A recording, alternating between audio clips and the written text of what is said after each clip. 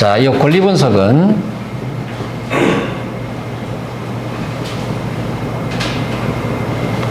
말소 기준 권리를 먼저 알아야 됩니다. 이 말소 기준 권리는 저당권, 근저당권, 압류가 압류, 담보가 등기,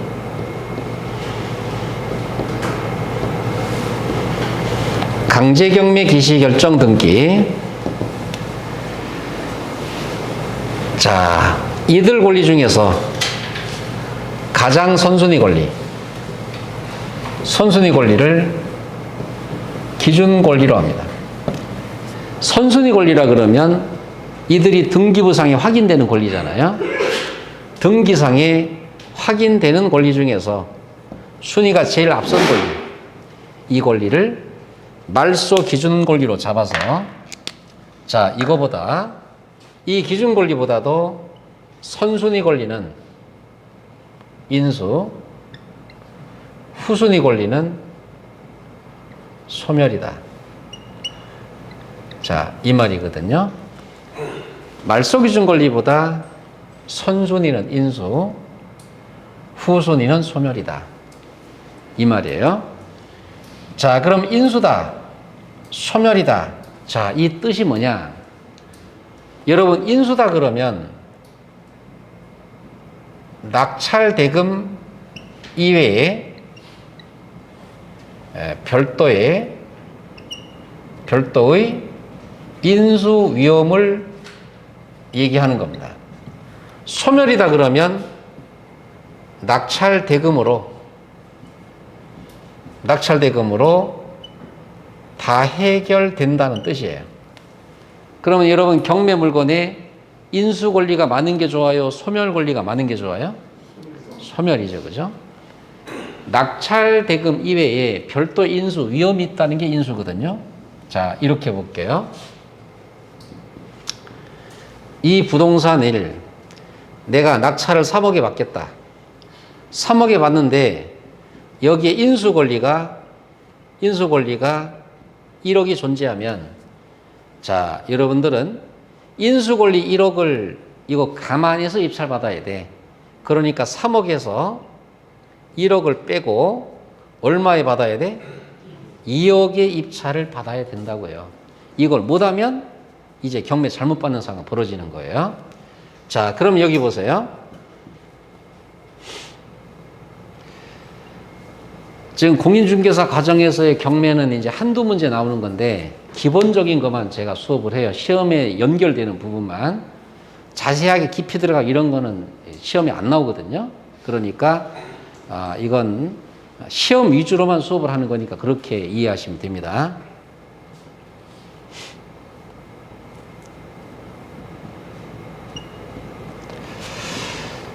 자, A라는 사람이 임차인이다. 이 사람이 대항요건 대동그라미 확정일자 받았다. 자, 근저당 있고 압류가 있고 근저당이 있고 가압류다. 자, 이렇게 볼게요. 여기에 말소 기준 권리거든요. 자, 여기 저당권이 말소 기준 권리잖아요. 자, 밑에 거 소멸이죠. 앞에 거 인수인데 단 임차인이 법원에 배당 요구를 했느냐 안 했느냐에 따라서 달라져요. 임차인이 법원에 배당 요구했다. 배당 요구했으면 배당 다 받고 소멸되는 거예요. 배당 요구 안 했으면 배당 못 받고 낙찰자한테 인수되는 거예요. 자, 그러면 예를 들어서 내가 경매를 3억에 받고 싶었어. 세입자 보증금이 1억 5천만 원이다. 자, 임차인이 법원에 배당 요구했어요. 배당 다 받겠죠. 그리고 소멸되겠죠. 그러면 나는 내가 마음먹은 3억에 입찰을 받으시면 된다 이거예요. 자, 그런데 배당 요구 안 했다. 안 했으면 배당 못 받겠죠. 그리고 낙찰자한테 인수가 되는 거예요. 그러면 3억에서 3억에서 자, 세입자 보증금 1억 5천만 원 인수니까 자, 인수니까 1억 5천만 원을 빼야 되고 나는 얼마의 이익을 받아야 돼? 내가 마음먹은 3억에서 1억 5천만 원 공제하고 받아야 되죠. 이런 판단을 못하면 경매 잘못 받는 불행한 사태가 벌어지게 되는 거예요. 자, 단 임차인께서 확정일자 안 받았다. 확정일자 안 받았으면 배당 요구 무조건 못 하는 거예요. 무조건 두 번째 이겁니다. 일로 가는 거예요. 확정일자 안 받은 임차인은 법원에 배당 요구가 안 돼요. 자, 그래서 이거 어떻게 되죠? 배당 못 받고 낙찰자 전액 인수. 자, 그래서 이 경우에는 뭐죠? 세입자 보증금을 인수받아야 되는 이런 상황.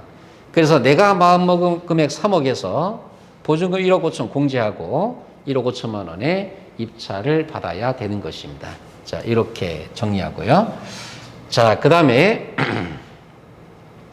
자, 예를 들어서 확정일자 받았는데 확정일자 받았다. 자, 받았는데 경매가 낙찰 예상가가 3억이고 자, 세입자 보증금이 3억 5천이다. 1등이 3억 5천이에요. 보증금 굉장히 큽니다. 자, 그러면 경매는 3억인데 임차 보증금 3억 5천이면 이 사람이 배당 요구 신청을 했다. 배당 받고 소멸인데 단 미배당금에 대해서는 이 경우에 미배당금 발생하죠. 5천만 원 발생하잖아요. 5천만 원. 미배당금 5천에 대해서는 낙찰자가 인수를 받아야 되는 불행한 사태에 빠지는 거예요. 자, 그러면 배당 요구 안 했다. 배당 요구 안 했으면 3억 5천만 원을 낙찰자가 전액 인수 받아야 되는 거예요.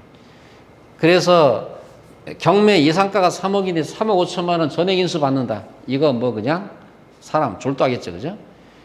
권리 분석을 잘못하면 큰 문제가 생기는 거예요.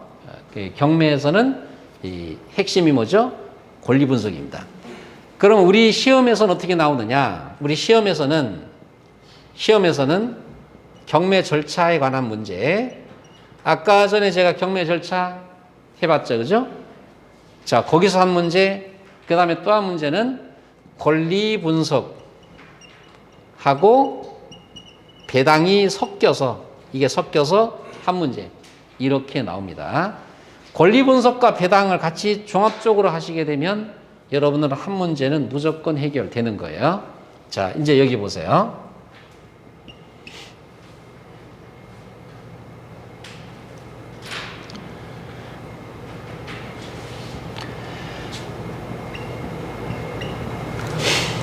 일순위가 근저당이 있고 그 다음 순위가 임차인이 있고 대항력권 확정일자 있고 그 다음 순위 근저당이 있고 자, 그 다음 순위 또 임차인이 있다. 대항력권 확정일자가 있고 자, 이거를 1억 5천 1억 5천입니다. 자, 여러분들 경매가 3억 5천만 원에 입찰된다고 보시죠. 자, 그러면 말소기준 권리가 이거잖아요. 말소기준 권리 이거 1번 근저당을 중심으로 후순위 다 소멸. 자, 그러면 배당해보면 1억 배당 되겠죠. 1억 5천만 원 배당 되겠죠. 자, 이거 얼마 될까? 1억 되겠죠. 합해서 3억 5천이네? 다 나갔네, 그지? 자, 이거 배당 안 되고. 그리고 상황 끝나는 거예요. 네. 자, 이런 게 이제 권리 분석과 배당이 섞여져서 문제가 나오는 이런 문제고. 자, 만약에 임차인이 예를 들어서 보증금 1억 1천만 원이고 자, 서울 기준 해볼까? 서울 기준하고 자, 근저당권의 이 설정 날짜가 이 근저당권의 최초 담보 설정 날짜가 2018년 9월 18일 이후에 설정됐다. 자, 이렇게 설정됐으면 이건 현행법을 적용받는 거거든요.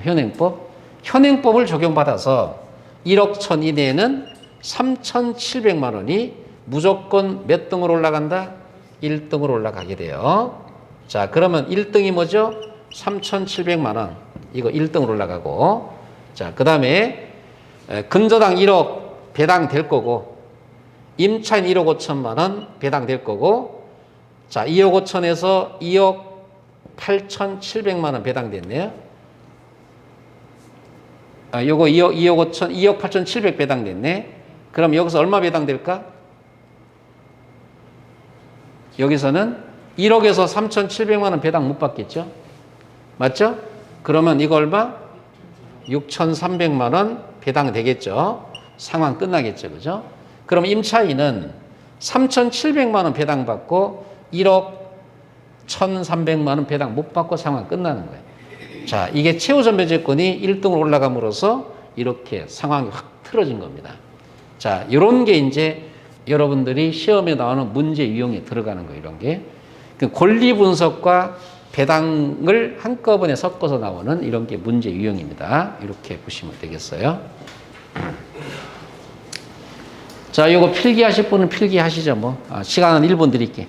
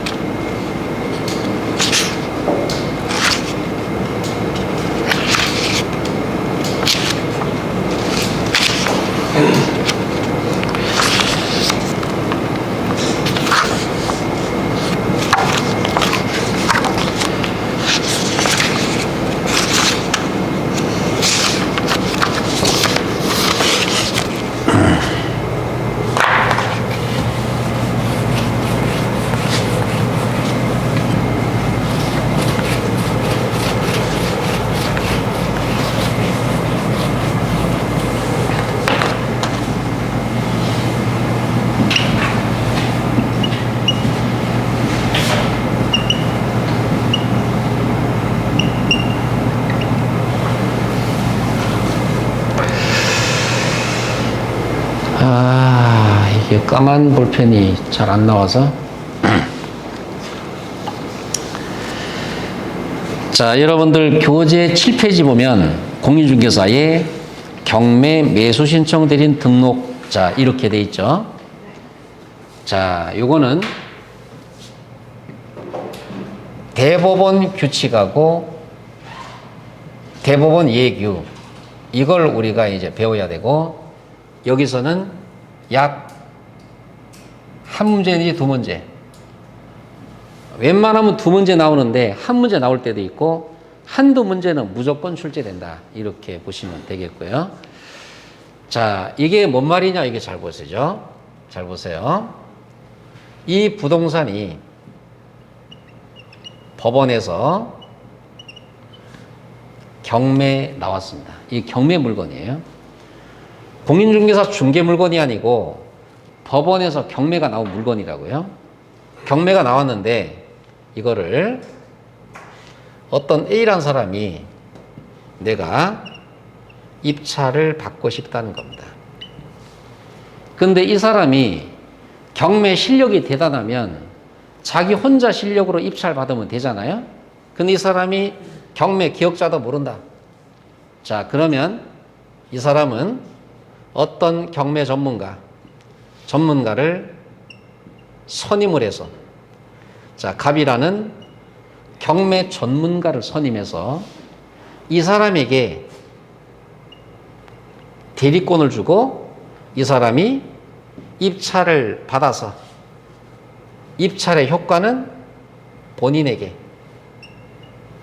효과는 이쪽으로. 자, 이 사람이 입찰을 받지만 이 사람을 대리해서 받는 거기 때문에 입찰의 효과는 이쪽으로. 이게 바로 경매 매수신청 대리. 그러면 매수신청 대리를 하는 데 있어서, 자, 여러분들이 개공 입장에서 이런 대리권 선임을 받아서 한다는 거예요. 그러면 다시 말해서 공인중개사의 경매 매수신청 대리, 이거는 개공이 나 혼자 셀프 재테크 문제가 아니고 어떻게 하는 거다? 입찰 희망자한테 입찰 받아주고 수수료 받는 게임이에요. 아시겠어요? 나 혼자서의 재테크를 이런 문제가 아니라고. 공인중개사 사무실에 오면 대부분이 매매 집 사러 왔다, 뭐 땅 사러 왔다, 또는 새 옷으로 왔다 이런 사람이잖아. 근데 또 이런 사람이 오면 나 아파트 33평 경매 하나 싸게 받으러 왔다. 그럼 대부분의 공인중개사에서 우리는 경매 잘 모르니까 안 됩니다. 우리는 중개 전문입니다 하고 손님 돌려보내잖아요. 맞아 안 맞아? 맞죠, 그죠? 근데 경매 매수원 대리인 등록 교육을 받고 이걸 지방법원에 등록을 해서 하게 되면 입찰 대리도 변호사, 법무사와 똑같이 할 수가 있다 이 말입니다. 지금 이런 취지예요. 아시겠어요? 그러면 공인중개사가 전문가다운 경매 실력을 갖춰야 되겠죠. 자, 이게 뭔지 잘 보시겠습니다. 자, 그러면 매수신청 대리권, 매수신청 대리권의 범위다. 매수신청 대리권의 범위, 자, 이게 7가지가 있습니다. 7가지. 자, 여러분들 교재 잘 보세요. 7페이지에. 자, 거기 보면 매수신청 보증 제공이다. 보증 제공. 이게 뭐죠? 보증 제공. 입찰 보증금 몇 프로? 10%. 입찰 보증금 10%를 거는 거. 그러면 입찰 대리를 하니까 당연히 걸겠죠. 자, 그 다음에 또 뭐죠? 입찰표 작성 제출이다. 입찰표 작성 제출. 자, 이거를 작성 제출한다. 자, 그러면 매수중 대리를 하니까 이렇게 해야 되겠죠. 그죠? 그러면 대리를 할 때 입찰 희망자 이 사람이 본인의 인감 증명이 첨부된 위임장을 받아서 해야 되는 거예요. 인감 증명 첨부된 위임장 받아서 해야 된다고요. 자, 이렇게 보시고. 자, 그 다음에 차순위 매수 신고다. 차순위 매수 신고. 자, 여러분 차순위 매수 신고 이건 아까 우리가 공유 지분 경매에서도 봤잖아요. 공유자 우선 매수 신고하면 최고가 신고인이 한 단계 내려간 이게 뭐죠? 2등으로 떨어지는 거 차순위 매수 신고. 경매에서도 입찰 신청 들어갔어요. 들어갔는데 A가 1등 했어. 그럼 2등이 누가 있을 거 아니에요? 그 사람이 차순위 매수 신고를 할 수가 있습니다. 2등 신고를. 자, 그 다음에 매수 신청의 보증금을 돌려줄 것을 신청한 행위 보증금 반환 받는 거죠. 자, 입찰을 들어갔어. 10% 걸고 떨어졌다. 자, 떨어졌으면 보증금 반환 받을 수 있잖아요. 그 역할도 공인중개사가 할 수가 있다는 겁니다. 자, 그 다음에 공유자 지분 우선 매수 신고. 자, 이거 아까 우리가 했잖아요. 공유자 지분 매수 신고 이것도 자, 역할을 다 할 수가 있다는 거고. 자, 그 다음에 또 임대주택의 우선 매수 신고, 임차인의 임대주택 우선 매수 신고입니다. 자, 여러분 잘 생각해 보시죠. 임차인의 임대주택 우선 매수 신고. 자, 그러면 임차인의 임대주택 우선 매수 신고가 자, 이게 자, 여기 보시죠. 여기 보세요. 이게 법원에서 경매가 되는데 여기 A라는 사람이 임차인이다. 이 세를 살고 있어요. 이 사람이 대항 요건 갖추고 확정일자 받았습니다. 자기가 사는 집이 법원에서 경매가 진행된다고요.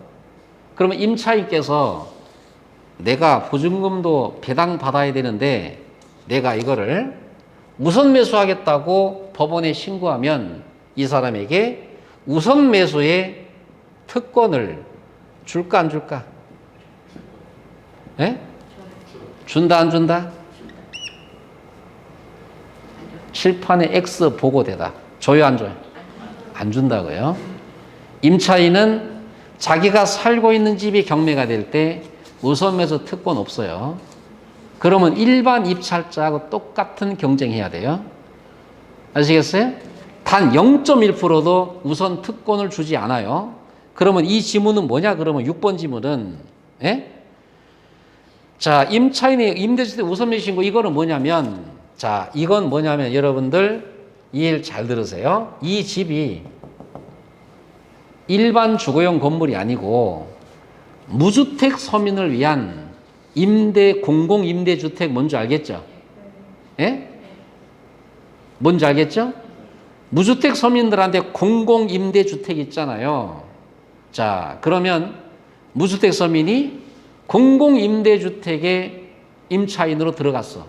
근데 그 부동산이 경매가 되면, 자, 그 공공임대주택에 임차한 임차인에게 우선매수 신고권을 준다는, 이 사람이 내가 입찰받겠다 그러면 이 사람 자동 1등 인정해준다 이 말이에요. 이해가 되시죠? 그러면 여러분 동네에 아파트든 빌라든 단독주택이든 살고 있는 세입자 우선매수권 없어요. 이해가 됐죠? 공공임대주택에만 임차인 하는 것이고, 그 다음 차순위 지위를 포기하는 행위. 차순위 지위. 자, 차순위 지위가 바로 2등 신고잖아. 그죠? 이거 포기한다. 자, 하나, 둘, 셋, 넷, 다섯, 여섯, 일곱. 자, 대리권 범위가 7가지가 되는 것입니다. 7가지.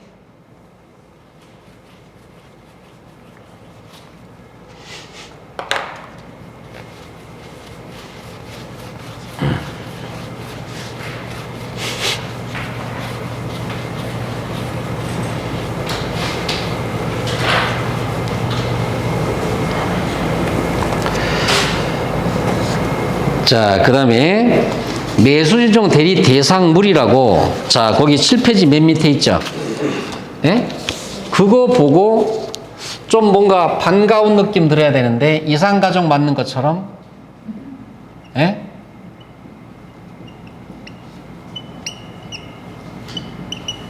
자, 여러분들 매수신청 대리 대상물 보고 느낌이 없나 지금? 토건 입강복 느낌이 없어요?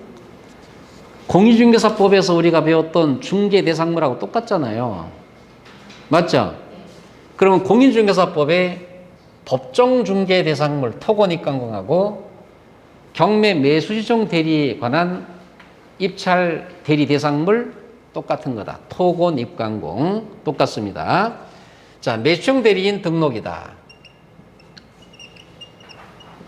자, 여러분 공인중개사법에서 중개사무소 개설 등록은 어디다가 신청했다? 사무소 관할 시군 구였잖아요. 자, 그러면 대리 등록은 사무소 관할 어디? 지방법원장에게 하는 것입니다. 지방법원장. 법원에 등록하는 거, 법원에. 중개사무소 관할 어디에? 지방법원장에게 매수 신청 대리인 등록을 해야 되는 거예요. 자, 그러면 등록을 하는데 등록을 신청을 해도 등록이 수리가 안 되는 결격사유. 결격사유에 들어가면 매수 신청 대리인 등록 못 받겠죠. 자, 이 사람 첫 번째 등록 취소됐다. 등록 취소되고 3년 미경 가자. 등록 취소 3년. 여러분, 우리가 중개업에서도 공인중개사법의 제10조 등록 취소되면 3년 동안 결격에 들어갔잖아요. 자, 매수신청 대리도 똑같습니다. 이 등록은 중개업 등록이 아니고 매수신청 대리인 등록 취소. 자, 3년 미경 가자. 그 다음에 경매 관련 유죄 판결 받고 2년 미경 가자. 경매 관련 유죄 판결 2년 미경 가자. 이게 민사집행법 108조 4호에 나오거든요. 2년 미경 가자. 결격사유이기 때문에 매수신청 대리인 등록을 받을 수 없다. 자, 그 다음에 자, 폐업 신고 처분을 한 자가 업무정지 기간 중이다. 업무정지 기간. 자, 여러분 지금 매수신청 대리인 등록을 받은 사람이 폐업 신고했는데 이 사람이 업무정지 기간이 경과되지 않았습니다. 업무정지 처분을 받았다. 예를 들어 업무정지 6개월 받았으면 6개월 기간 동안 폐업 신고할 수 있어요. 폐업 신고는 받아주지만 업무정지 기간 동안은 이 사람은 결격 사유 기간이기 때문에 자, 매수형 등록을 받지 못합니다. 자, 그 다음에 법인이 업무 정지 사유 발생 당시 근무했던 법인의 사원 임원. 자, 이건 왜 이런 게 나왔느냐면 보세요. 법인은 업무를 누가 하죠? 대표자를 포함한 사원 임원이 하잖아. 업무를 주된 업무를. 그렇죠? 그럼 법인이 업무중지 사유가 터졌다. 그러면 법인 자체가 행정처분 받는 건 당연하지만 그 사유 당시 근무했던 대표자를 포함한 법인의 사원 임원 이 사람들도 자, 업무정지 사유 발생할 당시 근무했던 이 사람들 책임이 있으니까 이 사람들이 결격 사유로 당연히 인정돼야 되겠죠. 이해가 되시죠? 자, 그 다음에 위 사유 중 하나에 해당하는 법인의 사원 임원이다. 자, 이 사람들 결격사유에 해당돼서 경매 매수 신청 대리인 등록을 받지 못합니다. 자, 그렇게 보시고. 자, 그 다음에 우리 9페이지로 한 장 넘겨보시게 되면 등록을 하게 되면 자, 보시죠. 매수형 대리인 등록 신청은 지방법원장이 장한테 등록 신청을 하고 등록증 교부. 자, 이거 누가 내줄까? 예? 지방법원장한테 신청했으니까 지방법원장이 등록증을 발급해 주는 거예요. 이걸 뭐라 그러죠? 등록증 교부다. 이렇게 보면 되겠습니다. 자, 그 다음에 10페이지 보십시오. 10페이지. 자, 등록증 등의 개시라는 개시. 개시는 뭐 하라는 뜻이에요? 개시? 벽에 걸어놔라 이 말이에요. 자, 거기 두 번째 줄에 어디에 걸어놔라? 보기 쉬운 곳에 걸어놔라 했고 매수형 대리인 등록증, 보수표, 보증설정이 공제, 보증보험, 공탁 셋 중에 하나거든요. 이거를 보기 쉬운 곳에 걸어놔라. 그럼 여러분들 자, 중개사무소 딱 들어가면 공인중개사 자격증 있죠? 자격증 있잖아요. 자격증.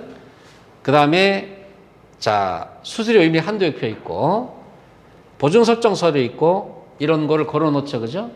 근데 경매 이게 이제 중개고 경매에서도 매수 신청 대리인 등록증 걸고 그 다음에 거기 뭐라고 돼 있죠? 보수표 걸고 또 보증 들었다는 그럼 이 보증은 중개에서도 보증을 들어야 되고 경매를 위한 보증을 별도로 또 들어야 돼요. 예? 중개에서 보증은 개공은 얼마? 1억이잖아요. 경매 보증도 1억입니다. 자, 이걸 별도로 들어야 된다. 별도로 들어야 돼요. 중개 보증과는 별도로 자, 든다. 이렇게 보시면 되겠고요. 자, 그 다음에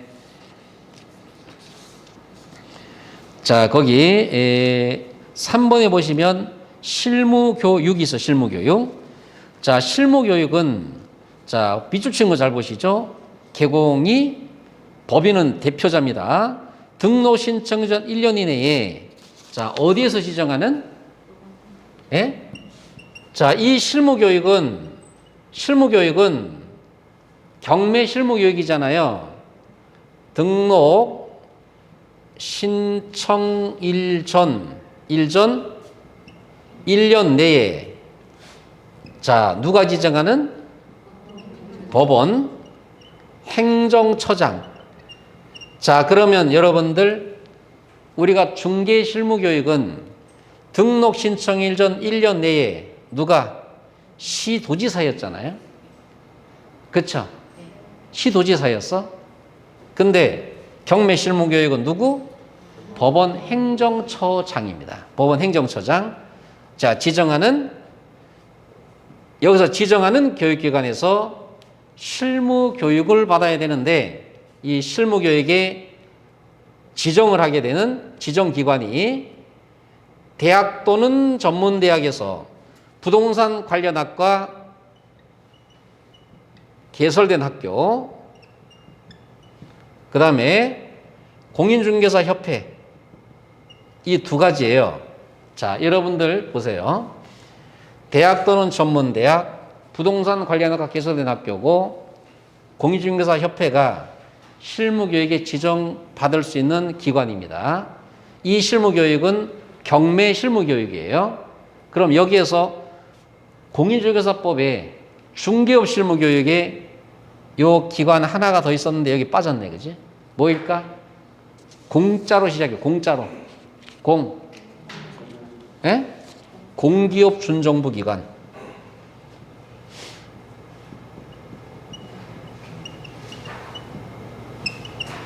공기업 준정부 기관은 여기에 해당하지 않아요. 아시겠죠?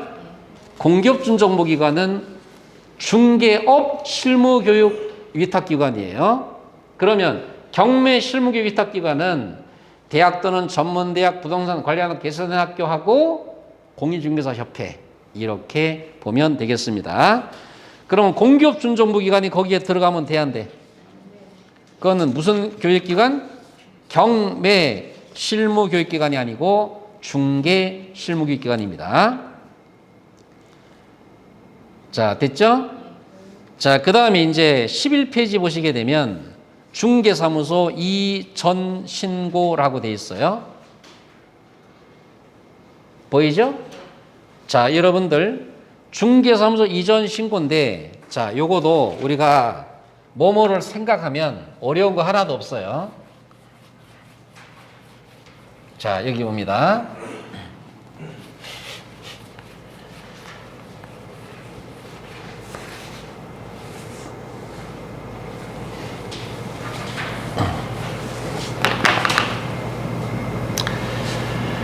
우리가 중개업에서 중개사무소 이전 신고 이거 우리가 했잖아요. 자, 잠깐 복습해 볼게요. 이전 후 10일 이내에 이전 후 등록관청에 신고했죠. 자, 이거는 관할을 벗어날 때, 관할을 벗어나서 신고할 때고요. 예를 들어서 용인시 처음구에서 수직으로 옮긴다 이런 식으로 그 관내다. 관할 내에서는 이전 후 10일 이내에 관할 등록관청에 이전 신고를 하면 되는 거죠. 자, 그러면 경매. 자, 매수 신청 대리인 사무소. 자, 이전 신고한다.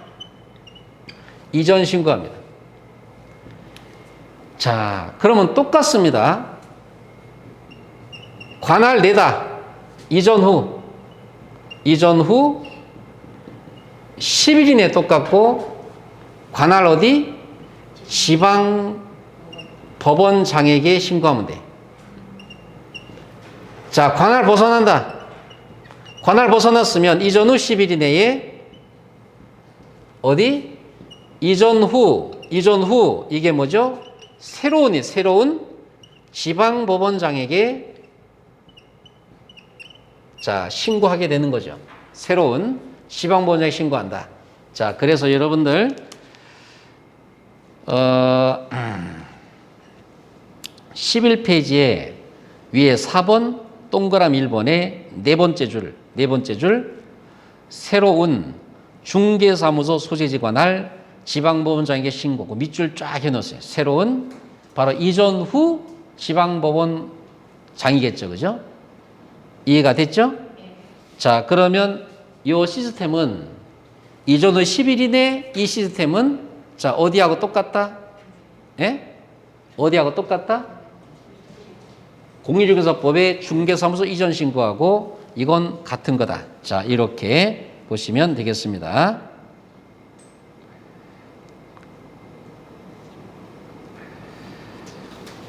자, 됐죠? 자, 그 다음에 이제 휴업 폐업 신고가 있는데, 자, 이것도 공인중개사법의 휴폐업 신고하고 똑같아요. 자, 여기 보시죠. 휴업을 한다. 폐업을 한다. 업무 재개를 한다. 휴업 기간을 변경한다. 자, 휴업, 폐업, 업무 재개, 업무 재개는 업무 다시 하는 거, 휴업 기간 변경. 자, 여기서 휴업은 우리가 공인중개사법에서 3개월을 초과시에 신고한다 했잖아요. 맞죠? 자, 그러면 여기도 똑같습니다. 11페이지에 휴업 폐업 보시게 되면 3개월 초과 시에 휴업 신고를 해. 그러면 3개월 초가 아닌 경우는 휴업 신고를 안 하고 그냥 문 닫으면 되는 거예요. 아시겠죠? 자, 그 다음에 우리가 공인중개사법에 단 휴업은 6개월을 초과 못 한다고 배웠잖아요. 이것도 똑같습니다. 6개월을 초과 안 된다. 자, 그 다음에 보증 설정에서 보증 설정. 우리 12페이지에 자, 보증 설정이 있습니다. 자, 보증 설정에서 매수 신청 대리인이 된 개업공사는 재산상 손해, 거기 밑줄 딱 해놨죠, 그죠? 재산상 손해 밑줄 해놨어요.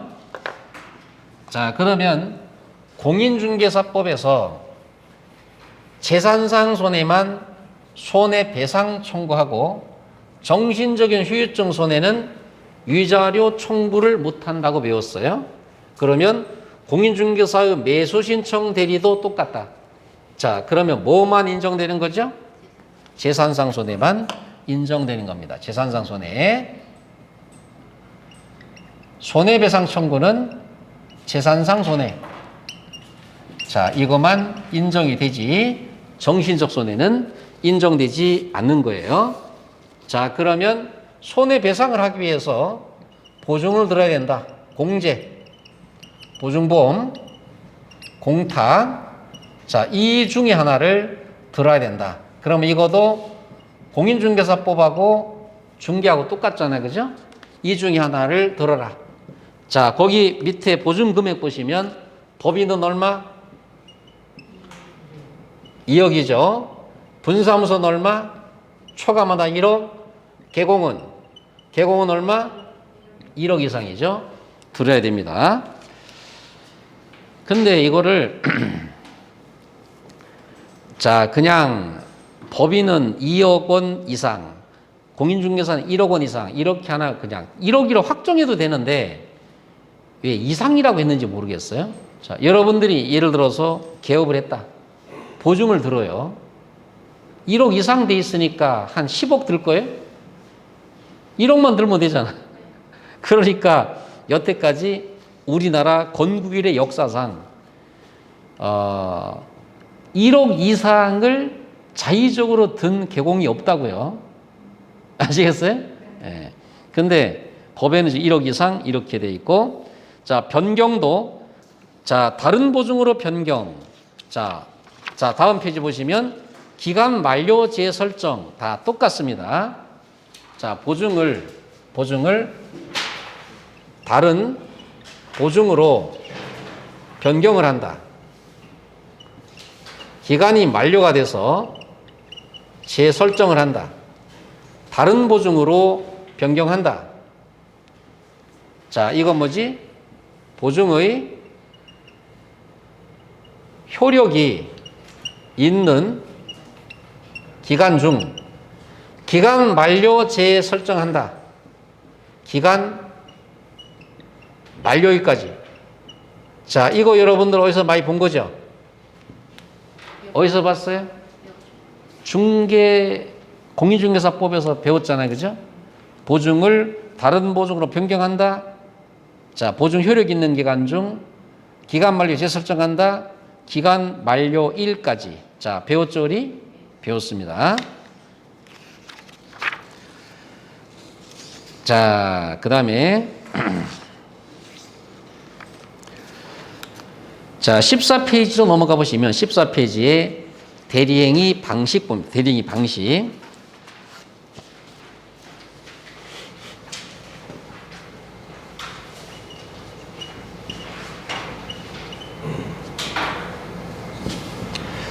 자, 대리행위 방식은요. 자, 개공이 대리행위를 하는데 본인의 인감증명이 첨부된 위임장을 이걸 받아서 해야 돼. 본인의 인감증명 첨부된 위임장, 이게 여러분이 민법에서는 이걸 뭐라 그러죠? 임의대리, 수권행위라 그래. 수권행위. 자, 여기서는 대리행위 방식, 인감 첨부된 위임장, 이걸 받아야 되고, 자, 그 다음에 만약에 그 본인의 인감 첨부된 대리인 등록증 사본, 자 보시죠. 여기다가 대리인 등록증 사본, 자, 이것까지 첨부하라. 자, 그래서 거기 읽어볼게요. 개업공사는 매수형 대리를 하는 경우에 각 대리인마다 대리권을 증명하는 문서, 이게 바로 본인의 인감증명 첨부된 위임장과 대리인 등록증 4번. 이거 누구 걸까? 본인의 인감증명 첨부된 위임장은 누구 거? 본인 거. 그 다음에 대리인 등록증 4번은 누구 거? 개공 거죠. 예? 개공 거라고요. 자, 그러면 본인의 인감 첨부된 위임장과 대리인 등록증 4번을 대리행위 방식으로 첨부해야 된다. 이게 민법에서 무슨 대리? 예? 임의 대리라고, 임의 대리, 수권행위라고요, 이게. 아시겠죠? 자, 이렇게 받아서 진행을 하는 거고. 자, 그 다음에 거기 3번 보시게 되면, 밑에 3번, 법인인 개업공개사의 경우에는 대표자가 하는 거거든요. 대표자 자격 증명 문서를 제출해라. 자, 법인이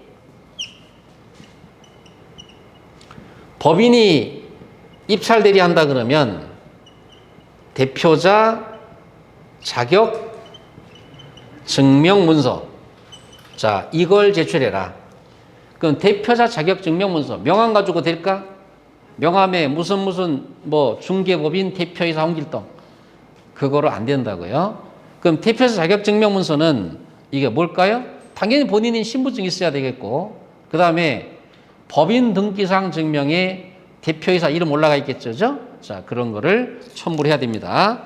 대표자 자격 증명 문서, 법인 등기상 증명서에 대표이사 등재된 사항이 나와야 돼요.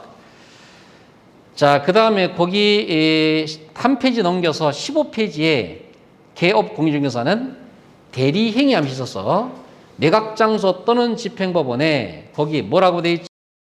직접 출석하라. 직접 출석입니다. 직접 출석. 그러면 소공이 대리로 될까 이거? 안 돼요.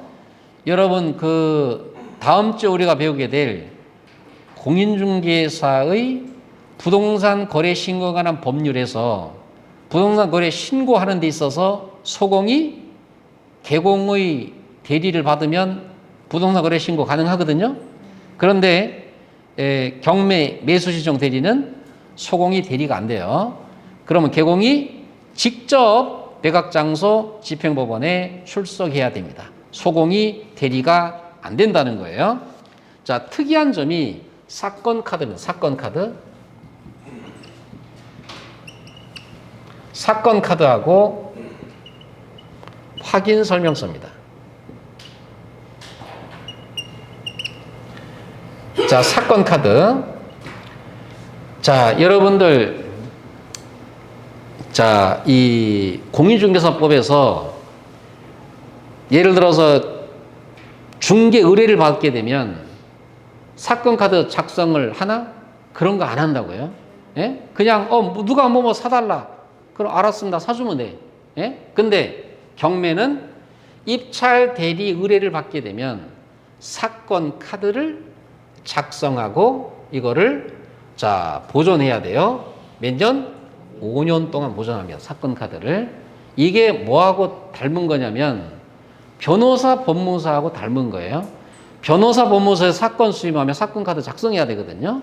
이거 똑같이 자 이것도 이 단순한 중개가 아니고 경매 업무이기 때문에 사건 카드를 작성해서 자 이렇게 보존한다. 자 이렇게 돼 있고요. 자 그 다음에 이제 사건 카드를 작성하게 되면 여기에 서명 날인을 해야 돼. 서명 날인.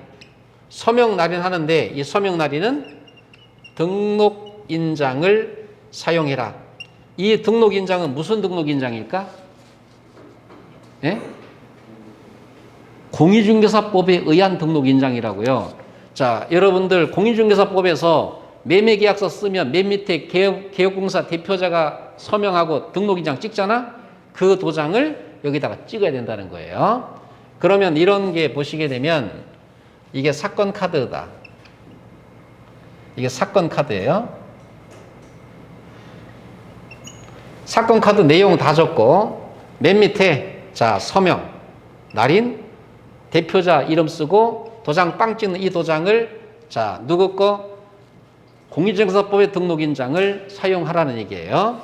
자, 그 다음에 확인 설명이 있고 확인 설명서 작성이 있습니다. 확인 설명이 있고 확인 설명서 작성이 있는데 확인 설명은 위임